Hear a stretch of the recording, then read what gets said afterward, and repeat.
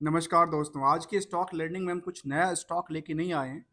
एक पुरानी स्टॉक है जिस पे कह सकते हैं हम अ, दोबारा रिविज़न ले रहे हैं। आखिर इस स्टॉक में जो कि ख़ास के कुछ ऐसे पॉइंट को लेंगे जहाँ पे देखने को मिलता है कि स्टॉक ने ग्रो लेवल क्या कहती है और जो स्टडी हमने किया था पहले प्रीवियस स्टडी में, क्या उसमें कुछ फ़र्क निकल के आती है? और ख़ास के मैं अपनी स्टडी को और इम्प्रूव करते हुए कुछ नया एस्पेक्ट के साथ हाज़िर हूँ, जो कि हमने पहले इससे 2-3 महीने पहले स्टडी किया था इस कंपनी के ऊपर, अपने इसी चैनल के ऊपर। अब आज के स्टॉक लर्निंग हम जानेंगे इस स्टॉक में जो कि पिछले कुछ दिनों से लगातार जो कि इसकी ट्रेंडिंग लगातार गिरती नज़र आती है। अक्सर देखा गया कि मार्केट में थोड़ी-सी चलती है, लेकिन बिकती है। थोड़ी-सी चलती है पर बिकती है। आखिर क्या? यहाँ पे क्या इन्वेस्टर्स यहाँ से अपने पैसे को निकाल रहे हैं, तो आखिर पैसा लगा कौन रहा है और बिका और बेच कौन रहा है? कंपनी का नाम है सलाशर टेक्नो इंजीनियरिंग। जो कंपनी इसके वेबसाइट्स पे जो इन्फॉर्मेशन आती है जो कहती है कि इंफ्रास्ट्रक्चर्स पे कामकाज करती है और इनके पास अलग अलग ईपीसी पे कामकाज कंपनी के पास है। प्रोडक्टिविटी की बात करूँ तो कहती है, टेलीकम्युनिकेशंस की बात करूँ, पावर की बात करूँ, रिन्यूएबल एनर्जी में देखा जाए, स्मार्ट सीडसी सॉल्यूशंस और द खास के हैवी स्टील स्ट्रक्चर में भी कामकाज करती है कंपनी, जो कि टावर वगैरह जो बनाती है उसमें कामकाज करती होगी शायद। साथ में जानेंगे इस स्टॉक को लेकर के, जो इसमें इतनी बड़ी भीड़ क्यों है? भीड़ के पीछे का कारण क्या है? क्योंकि इस स्टॉक में बहुत बड़ी प्राइस नहीं थी स्टॉक को लेकर के। यहाँ पे कहती है कि भीड़, सबसे पहले भीड़ की बात क्यों करूँगा बताऊँ? क्योंकि अर्निंग पर शेयर कहता है करीब 33 पैसे का। अब 33 पैसे का अर्निंग पर शेयर अर्थात कितने परसेंट की? यदि फेस वैल्यू के आंकलन से करें, नॉमिनल वैल्यूज की बात करें, तो नियरली 33% का। इस 33% की अर्निंग के पीछे जो भीड़ है वो 58 गुने की भीड़ है, जिसकी वजह से मार्केट की प्राइस ये है। और ये मैं भीड़ की बात इसलिए करता हूँ क्योंकि भीड़ एक समझना आसान है, क्योंकि जब मार्केट में आप जाते हैं, क्योंकि यहाँ पे नंबर होता है, नंबर में कई बार आकलन नहीं कर पाते, इसीलिए इसको एक क्राउड से कंपेयर करते हैं। किसी दुकान पे जाते हैं, वहाँ पे देखिए, जो किसी प्रोडक्ट को खरीदने के लिए जिसकी वैल्यू कम है, लेकिन लोग लोग उछलते कूदते लेते रहते हैं। खास के मार्केट में काफ़ी सारी दुकानें इस तरह की होती भी है, यहाँ पे जो चाहे मन चाहे प्राइस पे बिकती है सामान। यहाँ पे इंडस्ट्रियल की बाकी कंपनियों के पास जो है वो 28.30 का 28 गुने की भीड़ है, लेकिन यहाँ पे 58 गुने की भीड़ है। बुक वैल्यू कहता है 2 रुपये 85 पैसे का। इंटरेस्टिक वैल्यू में थोड़ा सा अच्छा है, क्योंकि अर्थात ये समझ में आती है जो इनका जो एसेट्स की वैल्यूशन है, एसेट्स की वैल्यू है वो थोड़ा सा अच्छा है। आखिर एक सवाल और उठता है, ये तो था पहला भीड़ की बात, इस भीड़ के पीछे का कारण क्या है? और क्या अक्सर मन में क्वेरी होता है, जो ये जो प्राइस है, जो भी प्राइस हो, करंट प्राइस की बात कर रहा हूँ, ये सस्टेनेबिलिटी के साथ कामकाज कर सकती है या फिर प्रॉफिट दे सकती है या फिर बेरिंग तो नहीं है? दोस्तों, तीनों के तीनों एस्पेक्ट में प्रॉफिट बनती है। यदि एक कोई ट्रेडर है तो ट्रेडर के लिए तीनों के तीनों एस्पेक्ट में प्रॉफिट बनती है, लेकिन इन्वेस्टर के लिए केवल एक ही एस्पेक्ट में प्रॉफिट बनती है, जिसका नाम है ये, जो अपर साइड के लिए ऊपर खुलता हो। अब आते हैं कि स्टॉक को लेकर के, जहां पे कहते हैं कि डेट टू इक्विटी रेशियो और करंट रेशियो, इन दोनों को हम साथ में लेते हैं, क्योंकि इन दोनों से ईपीएस में कुछ ना कुछ लिंक है। क्या लिंक है? तो लिंक की बात करते हैं हम। यहाँ पे देखा गया कि ये एक बर्डन बनाता है, एक दबाव देता है प्रॉफिट को कम करने को लेकर के। और ये सेल्स को बढ़ा हुआ सेल्स में, जो कि उधार है, उधार सेल्स का भी इसको हिटेड करके रखता है। और इसका ये जानना जरूरी है कि इस उधार के पीछे रिस्क कितनी का है। यदि रिस्क पीएसयू है, क्लाइंट पीएसयू है, तो कोई ज़्यादा चिंता की बात नहीं होती है, या गवर्नमेंट है तो। यदि मार्केट में प्राइवेट है, और प्राइवेट में आपको पता है ना, बड़ी बड़ी कंपनियां आजकल आईबीसी के थ्रू किसी और के पास चली जाती है, क्योंकि कुछ देने के लिए बचा नहीं है। एग्जाम्पल शायद मेरे से बेहतर आप लोग समझ सकते हैं, यदि आप नहीं समझ पाए तो मुझे कमेंट करके बताना, मैं ढेर सारे लिस्ट बताऊंगा, जो कि ढेर सारे कंपनियां सेल्स के बेसिस पे उधार तो लेती गई, लेकिन मार्केट में उसका यूटिलाइजेशन क्या किया वो तो देखने वाली बात होती है, इसको जानना जरूरी है। जहाँ पे आरओसी की बात करते 15% और आरओई की बात करते 12% का। डिविडेंड का ट्रैक रिकॉर्ड 0.11% का है। टोटल नंबर ऑफ शेयर की बात करें तो 169 करोड़ का है। प्रमोटर्स होल्डिंग 57%, जिसमें से 57% में से थोड़ा सा होल्डिंग को प्रमोटर ने प्लेस करके रखा हुआ। यहाँ के बारे में कहते हैं कंपनी 2006 में बनी थी।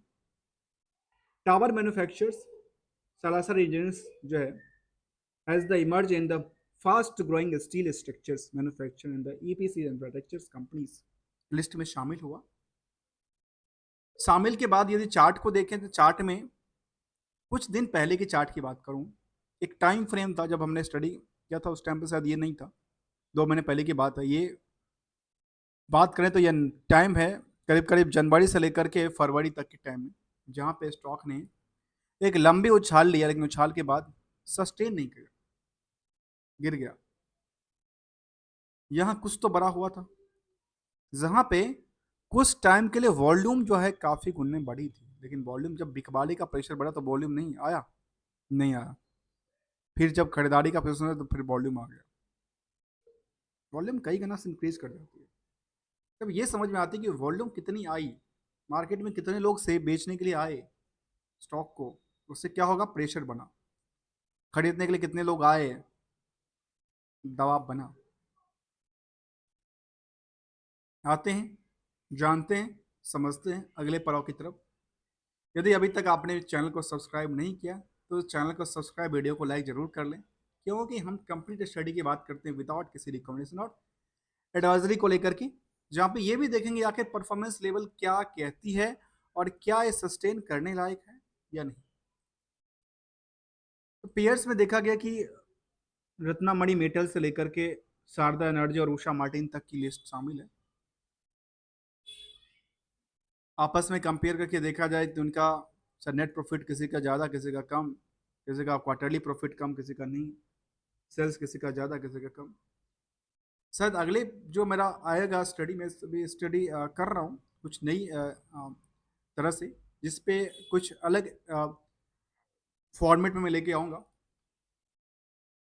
कंपेरेटिव लेके आऊँगा, जो कि पीयर्स होता है, क्लोजली पीयर्स की बात करूँगा।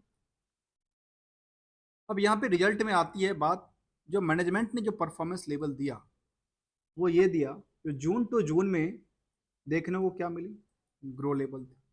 क्यू आर क्यू में क्या था, गिरावट था। ऑपरेटिंग प्रॉफिट को लेकर कहती है जो जंप किया, नियर अबाउट द सेम रहा। प्रॉफिट के बारे में कहती है कि 10 करोड़ के आसपास था, वो 10 करोड़ के आसपास से रहा, तो कोई फेरबदल देखने को नजर नहीं। मतलब अब एक चीज समझिए, समझने वाली बात है, सेल्स बढ़ा नहीं, ऑपरेटिंग प्रॉफिट बढ़ा, अदर जो इंटरेस्ट का बर्डन था वो क्या था, कम था। यहाँ आके यहाँ से 50% इंक्रीज कर गई, तो क्या होगा, जब 50% इंक्रीज करेगा तो ऑब्वियसली क्या होगा, प्रॉफिट को क्या किया, धक्का लगाया, प्रॉफिट क्या हुआ, कम हो गया, जिसकी वजह से ईपीएस की पार्ट है वो क्या हो गया, कम हो गया। ईयरली बेसिस में कहती है जो मार्च टू मार्च में क्या हुआ, 20% के आसपास की जंप थी, और यहाँ भी सेल्स में जंप किया, ऑपरेटिंग प्रॉफिट भी ठीक ठाक देखने को मिली है। जो अदर इनकम साइड है उसमें कुछ ज़्यादा फर्क नहीं था, लेकिन फर्क पड़ा। इंटरेस्ट बर्डन में क्या हुआ, फर्क पड़ा। नेट प्रॉफिट में क्या हुआ, जो 40 करोड़ था वो 53 करोड़ होता है, और लास्ट में 53 करोड़ पेड किया। मतलब यहाँ से इसको ये कहा जा सकता है जो सबसे ज़्यादा यदि किसी ईयर में कमाया है ना, प्रॉफिट बुक किया है ना, तो वो किया है 2024 के अंदर 53 करोड़ का। और पिछले साल से यदि कंपेयर करके देखेंगे वाई एक साल 10 साल को, तो उसमें लगेगा तो ये करीब करीब 30% का ग्रो करती है, यहाँ से 30% का ग्रो लेवल बनी है,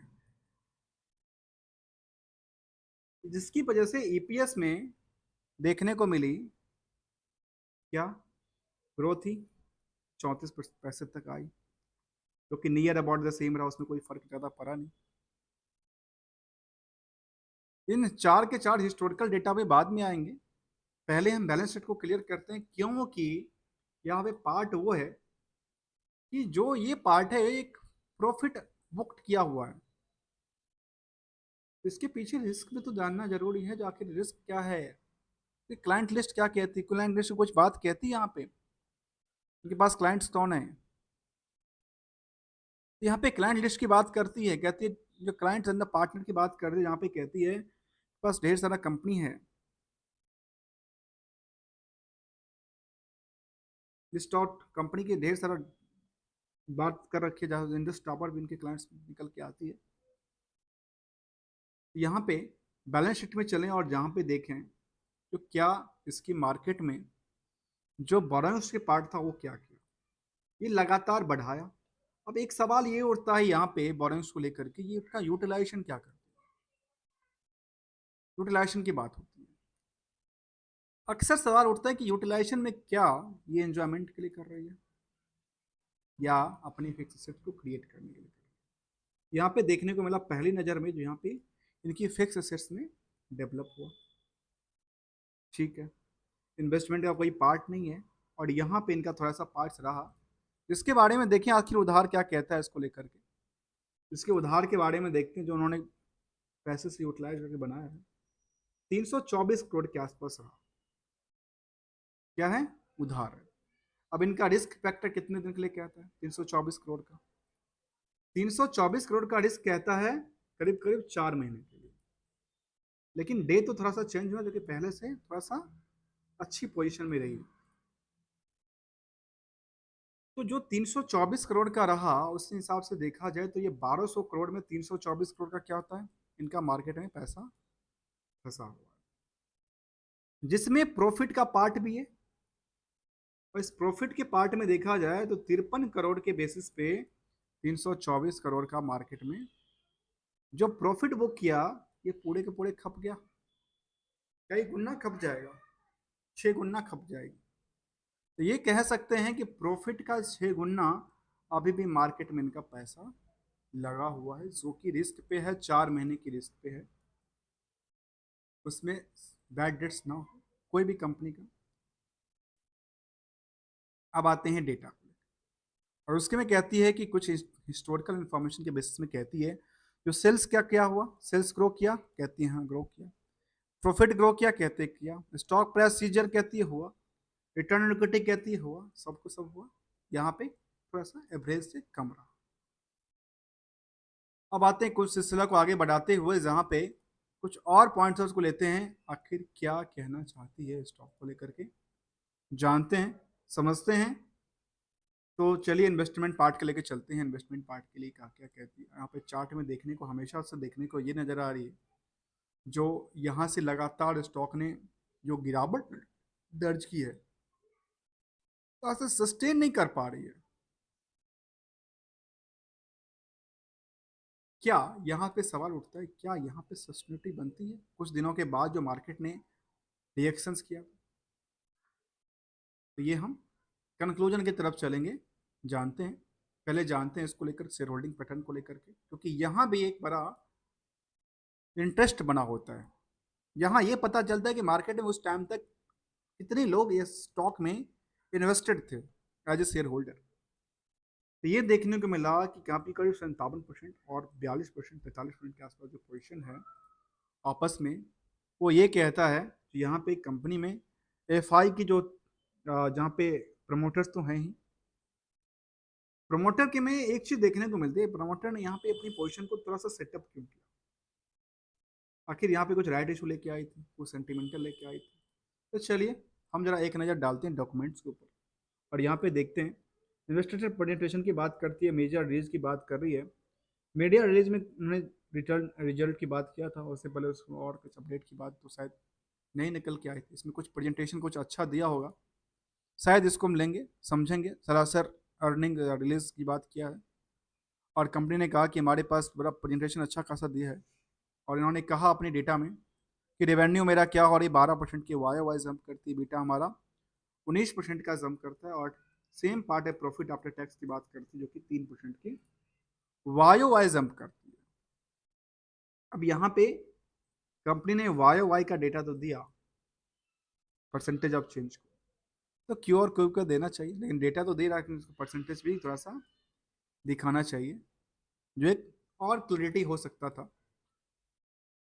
जहाँ पे कहते हैं रोबुस्ट ऑर्डर बुक है, इनके पास बुक की बात करें जो कि 24,000 मिलियन की बात करें, जिनके पास इनके पास ऑर्डर की बात कर रही है। रेवेन्यू मार्जिन की बात सारे के सारे चीज़ करते हैं। सेक्टर की बात करिए, इनके पास जो सेक्टर है इंजीनियरिंग सोल्यूशन जो जहाँ पे देती है, कहती है पावर सेक्टर में इंडियन रेलवे को देती है, रिन्यूएबल एनर्जी के लिए देती है, हैवी स्टील स्ट्रक्चर और द टेलीकॉम टावर के लिए कंपनी कामकाज करती है। कहती है डोमेस्टिक ईपीएस भी इनके पास है, नियरली मिलियन में देखा जाए तो। ईपीएस ऑर्डर की बात इंटरनेशनल में से है, order under heavy steel structure. Monopolies की बात करें, एक्सपोर्ट ऑर्डर की बात करें, टेलीकॉम टावर की बात कर रही है। ये जो कि ऑर्डर की बात, टोटल ऑर्डर इनके पास 30 जून तक इतना ऑर्डर पड़ा हुआ था। ये कुछ अपडेट था इसको लेकर के। अब आते हैं इन्वेस्टर को लेकर के, जो हम चर्चा कर रहे थे। यहाँ पे हुआ क्या, आखिर कौन से ऐसे प्रमोटर थे जिनका खास कि यहाँ पे पोजीशन को सेटअप किया गया। तो देखने को ये मिली सारे के सारे प्रमोटर की होल्डिंग यहाँ से कम होती गई। जिन्होंने बिकवाली किया या मार्केट में जब नया इशू लेकर आए तो क्या वो आपस में शिफ्ट करती नजर आई। यहाँ पे 3% के आसपास जो पोजीशन था वो डीआई के पास शिफ्ट किया, और 3% के आसपास पोजीशन एक्स्ट्रा किसके पास शिफ्ट किया, पब्लिक के पास शिफ्ट किया। कोई भी, सॉरी, एफआई के पास कोई डीआई नहीं है कंपनी को। डीआई नहीं है तो फिर पब्लिक में कुछ लोगों को छोड़ के दिया जाए, तो नियरली करीब करीब 4.5 लाख के आसपास की तादाद है। जो पहले कंपनी में करीब 76,000 के आसपास हुआ करते थे, वहां पे लास्ट 2 क्वार्टर से जो शेयर होल्डिंग की बात कर रहे हैं वो करीब करीब 4.5 लाख और उससे ज्यादा के नियर अबाउट देखने को मिला है। तो क्या इससे पहले स्टॉक की पहले कुछ और था और बाद में कुछ और हुआ, इसका एक आकलन देखिए। मैं रिकंसलेशन की पार्ट करता हूँ, जो मार्च 24 में आकर के ये शिफ्ट करती है, ठीक है। और हमने जब चार्ट को देख रहे थे तो चार्ट में देखिए, अभी एक चार्ट था, टाइम की बात कर रहा हूँ, खास के जनवरी टू मार्च की पीरियड की बात कर रहा हूँ।